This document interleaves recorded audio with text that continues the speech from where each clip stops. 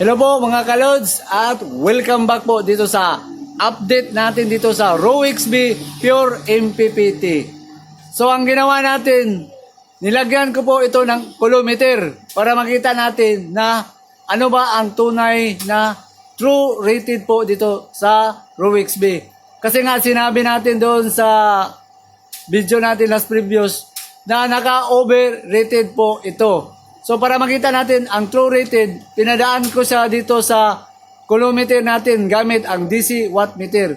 So ibaba ko para makita nyo ang output dito sa wire, pinadaan ko po dito sa kilometer. Ito para siyang current transformer pero naka DC watt meter mga lods. So pumasok siya dito. So ang mangyayari, bababasa ni kilometer kung ano ang voltahe, amperahe at power dito po para makita natin. So kung makikita nyo dyan po mga lods, pwede na natin makompare kung totoo ba ang rated niya. Siguro ilalagay ko sa taas. Palaki na lang natin para makita dito mga lods. So ang nakalagay, pakita natin. So dito po nakalagay 12.3 ang voltahe pero dito 12.6. So accurate po ang voltahe dito.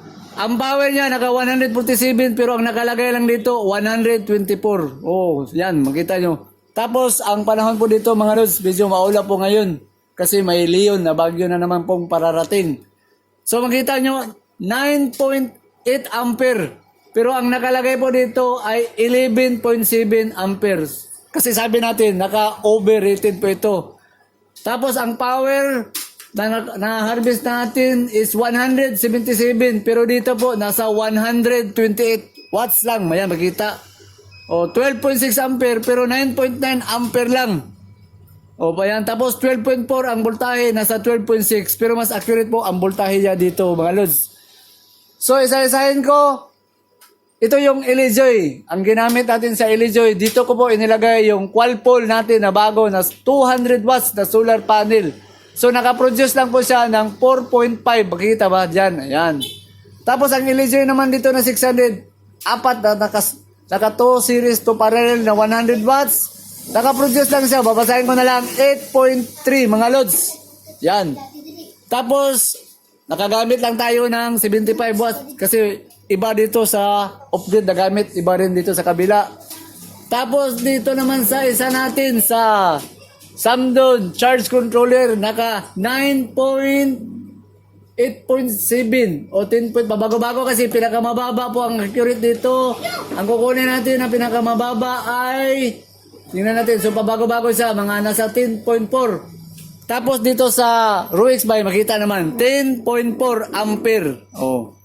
Tapos ang watts po na na-harvest talaga niya is 133 watts. Pero dito sa ROWXB ang nakalagay na harvest, tingnan 191. So overrated po talaga siya. Pero makikita mo kung naman ang ampere niya halos magkapareho lang po dito sa Elejoy at dito sa Samdon.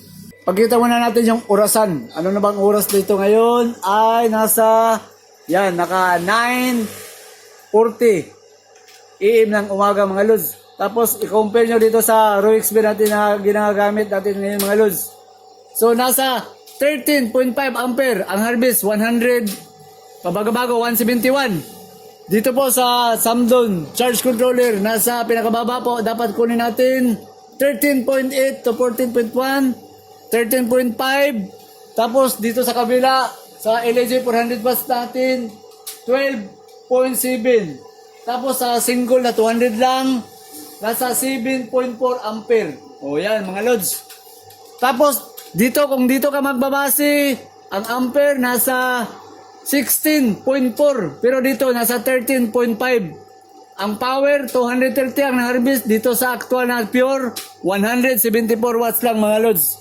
Tapos dito sa Samdon, charge controller, nasa 13. O pabago-bago kasi maulap. 14.9, 14, so 14 na lang sabihin natin. Tapos dito 13.3.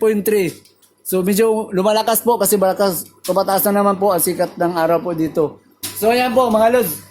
Pinakita ko lang sa inyo na palaban po si ROWXB po talaga. Saka swak tapat po sa bulsa kasi mura lang po mga lods. So bago tayo magpaalam, shoutout ko muna ang gustong magpapa-shoutout po dito sa channel natin. Umpisahan natin si Islam for All, si Sin Enirio from Senegal, Africa. Uy, ang layo nyo, Lods. Kunting ingat po kayo. At saka sa pamilya niya, sa Enirio Family, Barangay San Roque, Iligan City. Uy, Lods, kunting ingat po kayo dyan sa trabaho nyo. Ang layo nyo, Senegal, Africa. Sin Enirio.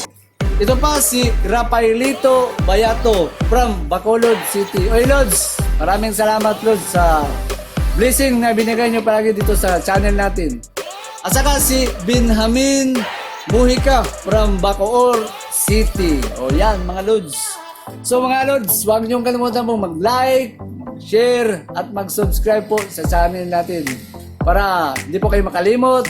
At saka maraming salamat po sa palagi niyong panonood po dito sa channel natin.